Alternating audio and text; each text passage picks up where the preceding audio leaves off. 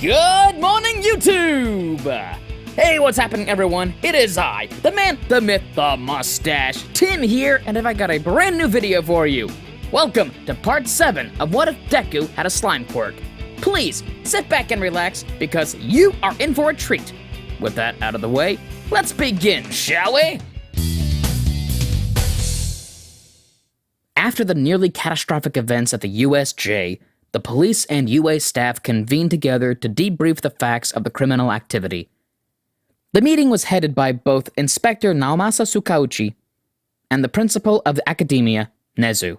The bipedal bear-like man sat with a gentle smile on his face, seemingly blissful during this stressful investigation.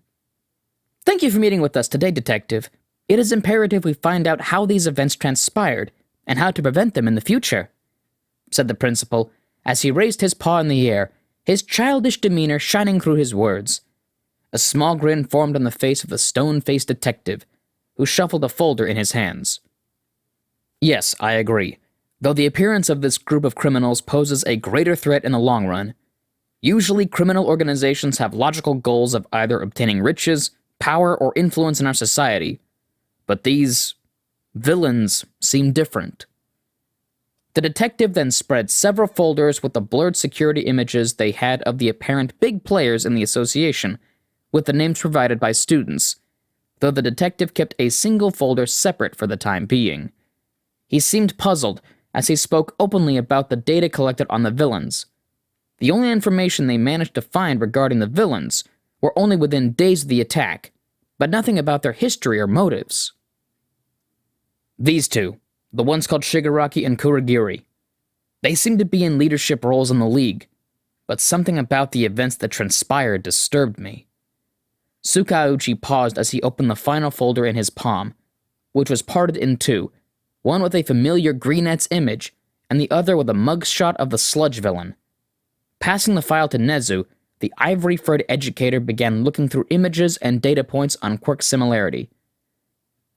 One of your students, Izuku Midoriya, seems to have an uncanny similarity with the Quirk of this convicted villain, only known by the alias of Sludge Villain, as the media has dubbed him. Nezu closed his eyes and shut the folder, sliding it back towards the detective. Smiling softly, the principal outstretched both his arms in a childish manner. I understand your worries, Detective, but I can assure you that Mr. Midoriya has no connection with this villain, though the two had an apparent altercation prior to him joining the academy.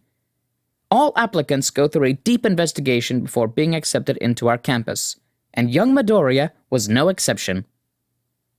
After some back and forth between the detective and the staff, they came to an understanding of not pursuing the boy further, though the detective did inform that he would be looking into how the boy progressed through his hero studies.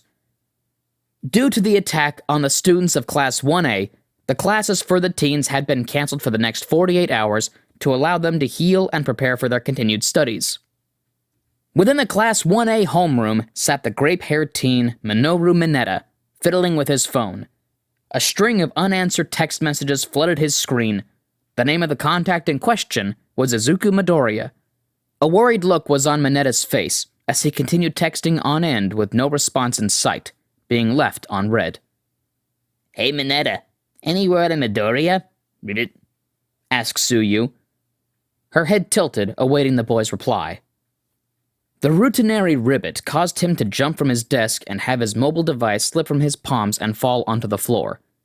Quickly, the boy leaned over to grab the fallen phone, only to fall over, desk and all. The students all glanced over to the fallen Mineta, but after seeing who had crashed, they immediately looked away, ignoring the incident. After composing himself and steadying his desk and chair, the boy put away his phone and sighed, his cheeks glowing red from the momentary embarrassment. I've been calling and texting him for the past 2 days and nothing. Hope the guy's okay. The frog girl placed her finger on her lip to think, remembering the USJ and how the slime teen was questioned by the police and just barely let go due to how his battle concluded. The memories of the monstrous creature mutilating itself to survive the ordeal shocked her back into reality. I haven't been able to reach him either. Things grew silent for a moment, until the doors to the room slid open and a familiar Greenette appeared. Though before Mineta and Tsuyu could approach him, a black-haired mummy entered the room behind him. All of the students reacted loudly to the teacher, who even after suffering terrible injuries, was back in class as if nothing happened. The bandaged man stepped in front of his students and prompted them to settle down. A light red glow shined through the wrappings around his eyes. Some of the less intimidated youths still protested on the presence of their teacher, thinking he'd best be resting and healing from his wounds. "This, just a flesh wound," joked the bandaged man, which caused his students to let out a heavy sigh at the corniness of the attempted joke. After the murmurings and protests ended, the wild-haired man cleared his throat before finally starting the school day. "Now that the excitement is over, I have an announcement. In 2 weeks' time, we'll be having the annual UA Sports Festival." Some of the hero hopefuls began protesting about the reasoning for the festival taking place, since just 2 days ago they were attacked by villains. The teens were concerned that the security of the school might still be compromised. Was it really such a good idea? "Enough. For that very reason is why we're having the sports festival. We must show the world that one attack from villains will not stop us. UA will not be intimidated. Concerning security, we will have pro-heroes and law enforcement ready to jump into action." The words of the teacher calmed the worries of the students. The sports festival was to proceed as originally scheduled, showing both the villains and the media that they would not be swayed. During their time at the prestigious Hero Academy, the sports festival was their moment to show off and present themselves to the world. The slime hero remained rather distant and silent during the day, avoiding conversation from his classmates. The halls of the school were silent, while the murmurs and whispers of the other students barely reached him. Once entering the cafeteria, a smug-looking blonde locked eyes on the slime teen. "So, the infamous villain killer shows his face," shouted the teen as he approached the solitary greenette, a small drop of sweat rolling down his cheek as he was being put on the spot. Gulping audibly, the emerald-eyed boy attempted to reply, but was interrupted immediately. "It seems UA made a mistake, putting such a lowlife like you in the hero course? What a joke! Is this the pride of 1A? A murderer?" The obnoxious teen began laughing loudly, which made a small crowd form around them. The blonde continued goading on Midoriya to no end, stepping into his comfort zone, stepping forward with his foot on the bench. "Come on, step up, killer!" The teen bit down hard, his teeth grinding together while the color of his eyes began to flicker from green to red in rapid succession. His breathing became erratic as dark thoughts began coursing through his mind. Though before things could continue to escalate, a massive fist hit the blonde, knocking him out. "For crying out loud, Monoma, what is wrong with you?" yelled an orange-haired girl, grabbing the unconscious blonde by the jacket. The girl sighed heavily as she began dragging the aggressor away. She bowed slightly towards the stabilizing greenette as a form of apology before leaving the area completely. Midoriya's eyes began to well up with tears as he got up from the lunch table and promptly exited the mess hall, the bell ringing loudly soon thereafter. Through the day, the slime quirk user went missing from his classes, preferring to spend his time on the roof of the school. A saddened look persisted on his face. While he saved his classmates, he indeed took a life, no matter how monstrous it was. The lack of memory he had of the situation haunted him, but the words of the one called Monoma felt like daggers sinking in. Light tears rolled down his face as he sobbed alone, his body losing its stability as it jiggled about.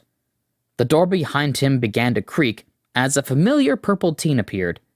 Midoriya quickly wiped the tears away, but the redness and bloating remained, obvious signs of his saddened state. Mineta slowly approached Midoriya and tugged at his pant leg, prompting the teen to look down in his direction. "Hey, Mineta, what are you doing here?" The freckled boy then forced a smile to appear on his face, but it was unconvincing. While the grape-haired teen had been frightened to no end during the USJ incident, he had 2 days to think about the situation. His friend had saved his life, not once, but twice in the same day, and his fear was the last thing he needed. The events had struck a nerve, but he wouldn't allow Midoriya to go through it alone. "Man, you saved my butt! Thanks for everything! And for being my friend!" The perverted teen smiled brightly and raised his thumbs up towards his friend, trying to comfort him. Since the first day of school, the greenette had suffered some sort of bullying, somehow even more intense than in years prior. His newly found friendships were truly a beacon of light in the dark days. In response, Midoriya smiled, his eyes still puffy, and reciprocated a thumbs up back at the boy. After some convincing, Midoriya returned back to the remainder of his classes, getting chastised heavily by Aizawa for skipping some classes. At the end of the school day, Midoriya and Mineta said their farewells and split off into opposite directions. Though after a few seconds of silence, he could hear steps approaching him rapidly. Turning his head to the noise, Midoriya recognized Tsuyu, who was slightly out of breath from her sprint. Midoriya, wait up. The two met on the sidewalk. Midoriya was a bit confused by the approach and began rubbing the back of his head. After composing herself, Tsuyu began glaring towards the boy, which made him nervous. You're a real jerk, you know that? Said the girl as she pointed towards Midoriya, who began blushing and sweating profusely from the comment. The amber light of the sunset illuminated the two as cars passed by. A slight tension built in the air. It's rude not to answer your phone, ribbit. Along with Mineta, the amphibious girl had also sent a barrage of text towards his phone, though, unlike Mineta, it was a normal amount of texts. Due to the mental and emotional stress that Midoriya had experienced after the incident, he remained radio silent to all of his newly found friends. Look, I want you to know that those guys at school are jerks, and you shouldn't listen to them, ribbit. Midoriya's gaze directed itself towards the ground, seeing that once more another friend was attempting to cheer him up. The feeling of ineptitude and powerlessness in the situation had gotten to him. How was he to be a hero when he allowed things to get to him this way? And back at the USJ, you were my hero. Thanks for saving me. The girl finished her sentence with a warm smile, a light tear glimmering from her eye. The greenette's body composition immediately began to destabilize.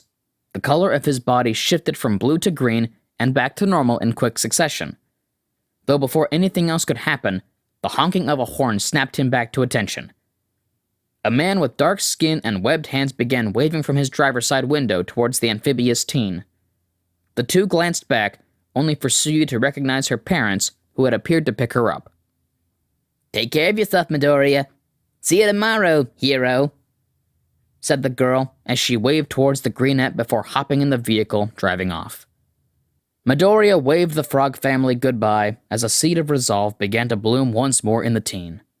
For the next 2 weeks, Midoriya and the other students of Class 1A trained their bodies and minds for the upcoming sports festival. The pressure was building for what was to come, and soon enough, the day was finally here. Arriving at the stadium, Midoriya was dressed in his UAPE uniform that had been inlaid with materials similar to that of his hero costume, to avoid any national embarrassment in front of the TV cameras. Looking out through a glass viewing booth, Midoriya's eyes widened at the packed crowd in attendance. Each and every seat was full, a spectacle similar to that of the Olympics. Flashes from the past few weeks began passing through his mind. A challenge from 1B, a threat from a general studies student, and the unending whispers and rumors between his classmates. This was his moment, the time for the slime hero to make his grand debut. Midoriya smiled widely and turned around to join the rest of his classmates to finally begin his endeavor. And that's our video for the day, so thank you all for sticking around. I hope you enjoyed it. Before I go, there's a little bit of housekeeping I want to do. First, We the Celestials has many other channels for your entertainment and viewing pleasures. All the information you'll need is right below in the description, so please, feel free to check out all the other incredible content our team creates. Secondly, on behalf of We the Celestials, I want to thank everyone involved in the production of today's awesome content. Their details are also in the description. So that's it for today's video, so thank you all for watching, and have an amazing day. And as always, be kind to yourselves, be kind to others, and stay awesome. This has been Tim, Mustache out.